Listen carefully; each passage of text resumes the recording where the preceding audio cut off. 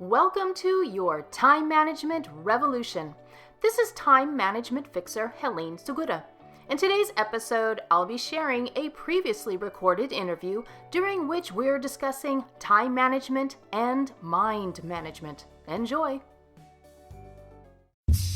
American Weekend. American Weekend. Welcome back to America Weekend. I'm Valerie Smaldone. Do you ever feel overwhelmed with too much to do, not enough time? I honestly don't know anybody who doesn't feel this way, I have to tell you. If there were only a few more hours in a day, we say. Well, I'm happy to learn about a book written by Helene Segura, a productivity coach and time management consultant and sought-after speaker. Her new book, The Inefficiency Assassin, Time Management Tactics for Working Smarter, Not Longer, is due out soon. Welcome to America Weekend, Helene. Thank you so much, Valerie. I have to tell you, I was very attracted to this topic because I feel that overwhelm all the time. And I make these numerous to-do lists beginning every morning feeling like I'm behind the eight ball. This is a rather common feeling for a lot of people in business, isn't it?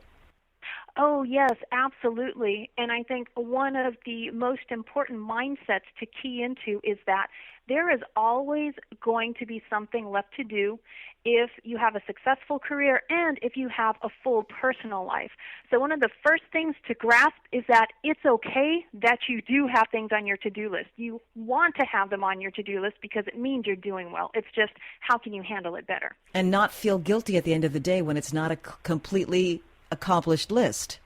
Right. That's why I think it's very important that you have a list where you have captured all of the different ideas and tasks that you would like to complete, but then separate from that, you pull out the top 3 tasks that you need to complete the following day, and then also schedule those tasks on your calendar. Because one of the issues we run into and was what causes us so much overwhelm is that we have this ridiculously long list and it's not humanly possible to get all those done in the day. And so when we don't do it, then we bring ourselves down and it's very deflating. So that's why you just want to choose your top 3 that you know you must get done. You must see my to-do list then when you say that, because they are ridiculously long.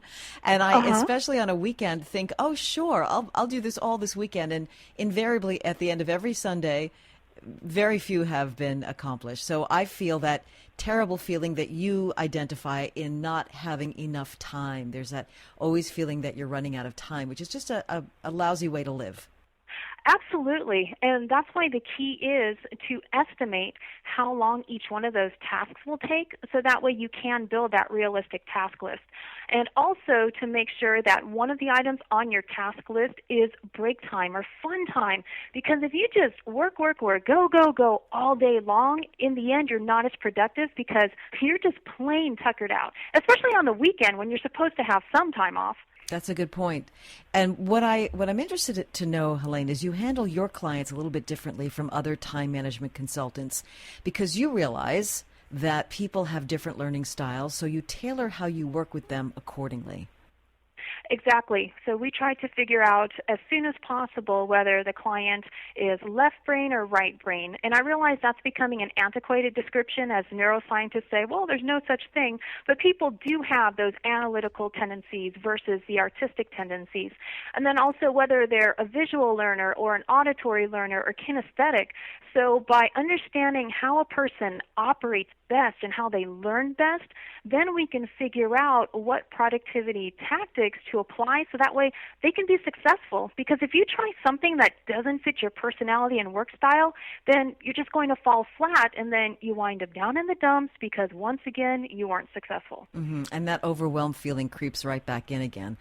You address a circumstance when you have a carefully planned day and then a wrench is thrown in, like your pet gets sick or your child needs to be picked up from school or you sprain your ankle, something like that, right? So how do you handle these occurrences that we can't plan for? Right. The first thing you want to go back to is those 3 tasks that I talked about, you know what your top 3 are, and it's not going to take all day to do them. So in the background, you know what your focus is for the day. So that way, when something is thrown your way, and sometimes it's a terrible emergency, but it can also be the opposite. You might have this great opportunity land in your lap, and you need to take the time to address it. So whatever emotions are running through you, anger, anxiety, fear, or happiness, if it's something good, make sure that you allow yourself to address that and acknowledge that, and then move forward with, okay, what's the first thing I need to do to address this emergency or this great opportunity? And then once you realize what your next steps are, go back and see if you need to contact anybody else whose appointment might need to get pushed or whose project might need to get pushed. So that way you're not dealing with the guilt of not completing those things. Those are removed from your plate so you can focus on what that emergency is in front of you. Do you find that a lot of your clients have the inability to be fluid or flexible? I think we eventually pinpoint that they have a fear of being flexible.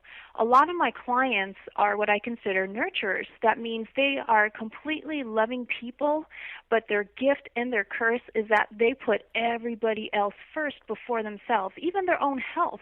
And so part of it is getting them to acknowledge that they can be flexible when they start paying attention to their needs and their priorities and what they need to get done, because once they're taken care of, they can serve everybody else so much better. It's that old adage of you put the mask on first in the airplane should the oxygen go out, and then you put it on the child or the person next to you. Exactly. Each one of us need to wear our own oxygen mask. Otherwise, we are useless to those around us. So Helene Segura, who is the author of The Inefficiency Assassin, great title for a book, you deal with hundreds of clients.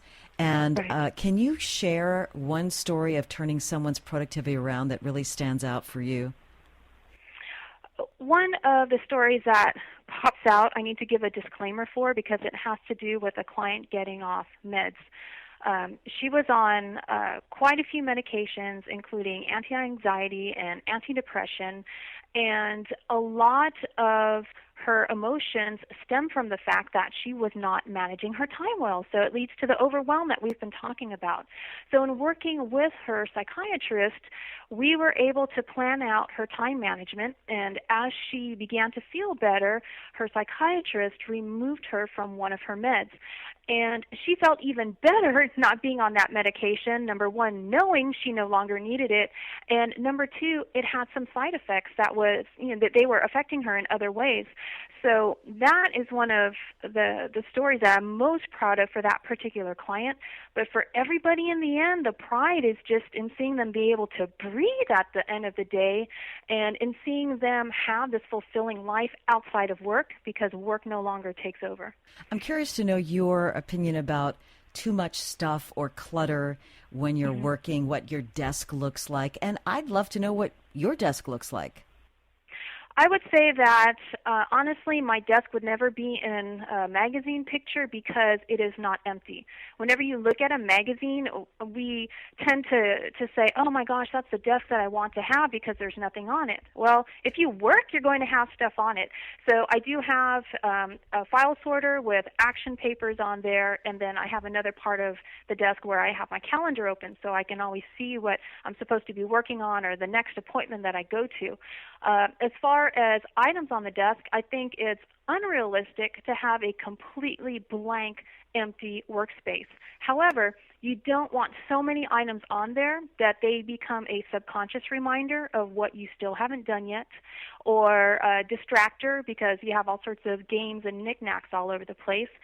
So like with anything else, just like with eating, you do it in moderation. The same thing with your desk area. You have items out in moderation. Just have the items out that you need to work on for that time period, or just enough reminders or inspirational quotes to get you through the day, and not so many plastered all over the place. not all those Post-it notes around your monitor then, huh? Right, not all 1,000. Perhaps you can take that down to 25 or so. How did you get involved with this field? It's an interesting story, I'm sure.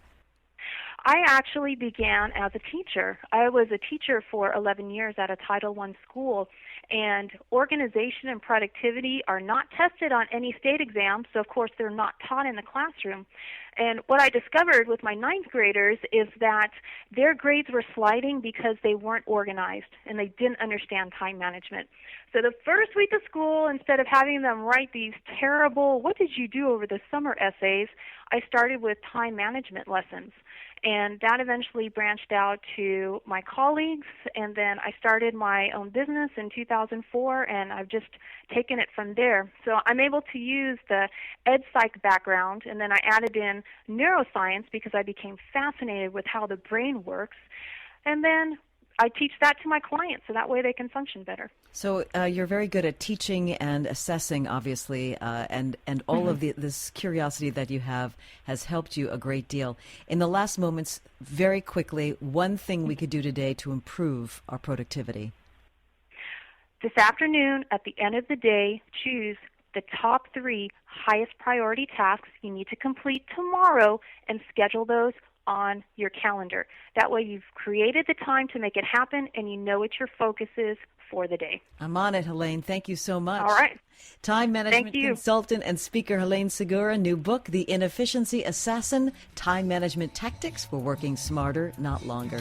Thanks, Valerie. I'm Valerie Smaldone, and this is America Weekend on the Envision Radio Network. American Weekend. American Weekend. Now, cheap psych tricks with Dr. Buff. And Dr. Buff here. What's the number one mistake many people make when it comes to the stock market? Well, here's the social science of it. You know, buy low, sell high, but the research shows that all too often people do the opposite. They buy stocks that are rising and sell those that have fallen. Why? When investors don't know what to do, they irrationally follow the crowd. People trade on rumors, and it doesn't matter if these rumors are right or wrong. We assume any trend we're seeing will continue, and chances are it will not. Does the real estate bubble kind of come to mind here? So what's the cheap psychological trick? Like Mom said, evaluate trends carefully. Just because everyone else is jumping off the building doesn't mean you should too. Take the stairs. Got a question? Contact me at drbuff.com. Don't complain about your cable bill going up and up and up. Do something about it. Grab a pencil and jot down this special number. Call 888-359-MY-TV. Order in the court. This is attorney Jay Coleman with the final verdict. When Carrie's husband died, his credit cards were totally maxed out. These are bills that will have to be paid, but is Carrie responsible for them? Maybe. The final verdict after this. Have back taxes taken control of your life, your bank account, your paycheck? It's time to take back control and avoid tax liens, bank levies, garnished wages, and criminal charges. Take control today and call U.S. Tax Shield now at 800-524-6201. Order in the court. If the decedent's debts were in his name only, hopefully probate or the executor will be able to pay his bills before dividing up the estate. But if Carrie was a signer on the credit cards, she will be held responsible. And that's the final verdict.